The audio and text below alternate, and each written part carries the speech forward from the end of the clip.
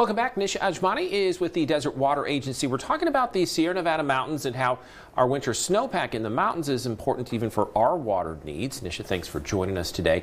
The snowpack, I guess that's kind of where it starts. Every year we hope that we get a good snowfall in the mountains during the wintertime because we use that water year-round. Right, so that water collects in the Sierra Nevada mountains, and then as the snow melts, it fills our rivers and reservoirs, and that water becomes a water source for water providers across the state, including Desert Water Agency. Yeah, and that's the amount of water that is collected, or the snow that falls turns into water. The amount of water that we get in the mountains, in a sense, depends on how the state is able to use. And I know that it affects water allotments. People get their allotments, and they base it on hopefully getting a good, plentiful snowfall, but sometimes they don't get the full amount. Right, so the California Department of Water Resources evaluates that snowpack from January through April each year, and they conduct snow surveys throughout the year, and they use that information and other factors to forecast what the water supply will look like for the year. How do we do this year?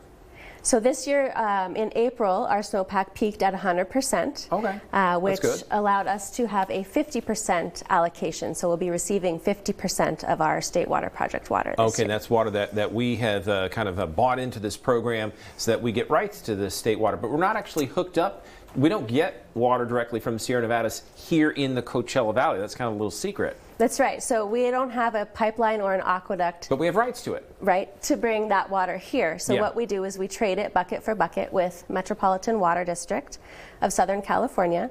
And that gives us Colorado River water. And we're able to bring that water into the valley, and we use it to replenish our groundwater basin. Okay, and that's important because since we're not connected to state water, but we do get the other water, it's important that that goes into the ground, and then that almost all of our water comes from pumps that pump it out of our groundwater. So it's important to conserve it in a sense. That's right. So especially as we're seeing a big variation in our weather, we have extremes from dry to wet.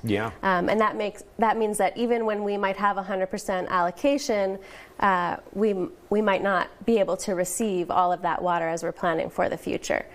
So that conservation is really important, and for people to do that at home. Kind of a neat little water lesson here on News Channel 3 because I learned this a while back that we are not actually hooked up to that state water with actual pipelines, but we trade and get the water from the Colorado River. So we actually kind of hope that the Colorado mountains get lots of snow too, because that is technically where we're getting our water. We're certainly watching the whole picture there. It's all good water at the end of the day. It's good to drink. So thank you so much. Appreciate you being here with us, and a new water lesson from a Desert Water Agency. Nisha Ajmani, thanks so much for being here with us today. Thank you for having us.